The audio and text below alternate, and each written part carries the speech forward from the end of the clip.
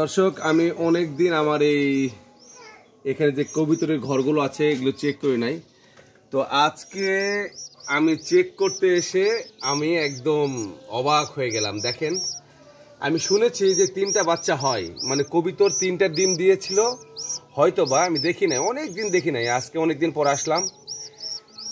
এইখানে তিনটা বাচ্চা, আমি তো জাস্ট শুধুই অবাক হয়েছি। আসলে আমি শুনছিলাম যে 3টা বাচ্চা হয়েছে, বাট কোনোদিন দেখি নাই। আজকে আমি দেখে রীতিমতো অবাক হয়ে গেলাম যে আল্লাহ চাইলে কিনা সম্ভব। এটা একটা মানে এটা আমার জন্য কি বলবো আর কি। আর আপনারাও যারা কারা দেখছেন কিনা এই ধরনের ঘটনা, দয়া করে কমেন্টস করবেন। আমি কোনো দিনও দেখিনি, আজকে এই প্রথম দেখলাম। আর শুনেছিলাম যে 3টা বাচ্চা হয় বা 3টে ডিম দিয়েছিল কবুতর, কিন্তু 3টা বাচ্চা হয়েছে এটা আমার জানা ছিল না। মানে শুনেছিলাম শুধুমাত্র। আজকে আমি আমার বাসায় নিজের চোখে দেখছি। এই যে দেখেন আপনারা, 3টা বেবি আলহামদুলিল্লাহ অনেক ভালো আছে। এরা বড় হোক, বড় হইলে আমি হয়তো